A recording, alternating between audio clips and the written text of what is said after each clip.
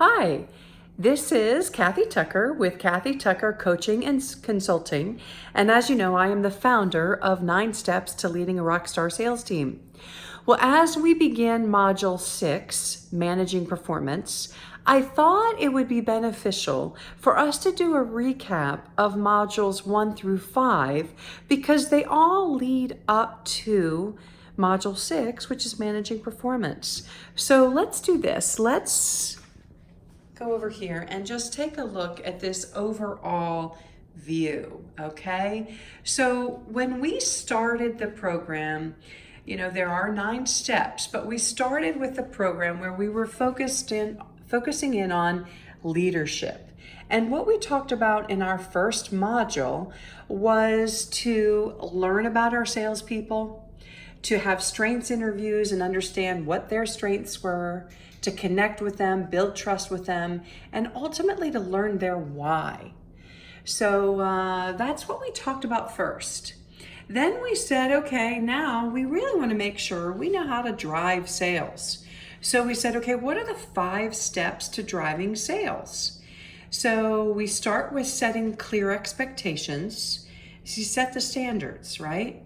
Then you make sure that you provide them with the tools and the training to be able to get the sales. So that's where we were talking about ensuring that they have a unique value proposition, they understand their sales story, and they have the sales training and skills training to be able to do their job. Then, of course, we motivate them and inspire them, and there's lots of ways to do that. Of course, we also hold them accountable for the results. There's no, oh my gosh, sales is all about getting results, so we've got to hold them accountable, and then we celebrate their success. So that's what we talked about when we talked about driving sales. Then we said, okay, to really drive sales, the game changers are, holding one-on-ones. So we talked about 3 different types of one-on-ones. The first was results focused. And there we said, okay, we're going to look at what the standards are, and we're going to determine, are they above standards or below standards? And then of course we manage accordingly.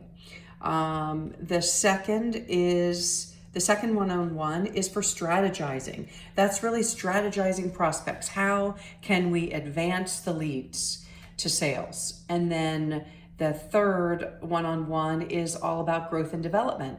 And that's about, how do we observe our salespeople in action, whether it's with a customer or in a role play, and then give them feedback, build on their strengths, and help them develop into rock stars. So as you can see here, the one-on-one for results, we figure, we determine whether or not they're meeting or below or above the standards, and then we're going to manage their performance. And that's what we touch in Module 6. The one-on-ones for strategizing and growth and development, that's where we go to coaching. So Module 4 was on coaching, and Module 5 was on situational leadership. But both of those one-on-ones are really important game changers to truly help develop our salespeople into rock stars. So what did that look like? So we just said we went to coaching and we talked about how to coach, and then we went into situational leadership. So we talked about situational leadership, and we said, okay, situational leadership is task or goal specific. And we said it's based upon, truly, 2 key elements for the salesperson. Are they competent? And are they committed? And if they're competent, we're looking at 2 areas. We're looking at their aptitude and their ability. The aptitude, do they have the aptitude for this role? And do they have the ability? Do they have the training? And where are they relative to their aptitude and ability? And then we talked about commitment. For every task or every goal, the salesperson is going to have a certain level of competence and commitment. And the commitment is going to be their willingness to do the job, their motivation to do the job, and of course the confidence to do the job. So they're going to have a varying levels of competence and commitment, and depending on how high their levels are in each, that's going to determine what kind of leadership style we're going to use for that particular task or goal. So that we can help that salesperson grow into what we call our self-reliant achievers. Because if we can get them into the self-reliant achievers category, then they basically are able to consistently perform and contribute to the organization with really limited management time. All right, so that's what we said. We talked about, what is the situation that the salesperson's in, what's their level of competence and commitment, and how can we help coach them to be better.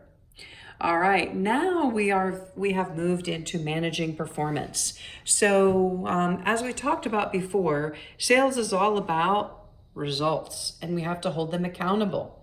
So ultimately, we operate as a sales manager, where we manage their performance.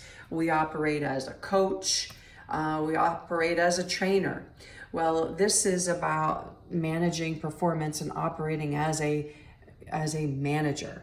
And so what we do in managing performance is we look at, what is their performance? Are they meets or above standards, or are they below standards? If they are meets and above standards, then great. We're going to help to build them into rock stars. We're going to use some of the skills we've talked about in coaching them and help coach them up to become rock stars and to become self-reliant achievers. If they are below standards, then as we manage performance, we have to determine what's causing them to be below standards. Is it their competence or is it their commitment? So ultimately, as we look at this, we're going to say, as we look at competence, is it an aptitude issue?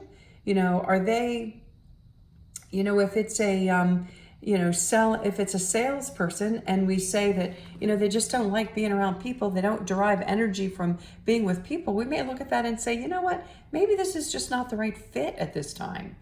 The other element is ability. Is it a training issue? So are they not getting the results? Are they below standard in the results because it's a bad fit or because it's a training issue? So that's relative to competence. The other element could be commitment. So is it competence or commitment? And if it's commitment, are they willing to do the job? If they're not willing, then perhaps it's not the right fit. Are they motivated to do the job? If they're not motivated, okay, well then maybe it's a behavior issue. They have to, they have to do the job. They need to make a commitment and do the job. Can we energize their why and help them with that behavior issue or not?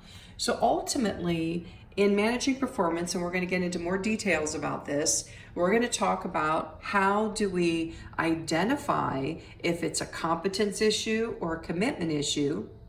And then under each of those, how do we identify, is it aptitude or ability or willingness and motivation? And then once we figure out, or we believe we know what it is, then we determine, are we going to manage them up or manage them out? I say coach them up or manage them out. So that's what we're going to be talking about today. How do we manage performance? And keep in mind, we're still going to talk about both levels. We're talking about those people who are meets and above standards. Those folks, we want to push them even higher. And if they're below standards, we want to figure out why, and we either need to help them grow or manage them out and do it in a fair, equitable way with respect to the employee. So that's what we've been talking about. Now, what I find so awesome about this whole program and about leadership is that everything is so related. Because you see, if you don't know what their why is, how are you going to be able to motivate them? And then if they are having some kind of issue over here, how can we re-energize their why to help increase their level of commitment? So we really need to connect with them and understand their why and understand what they're good at. Everything is connected.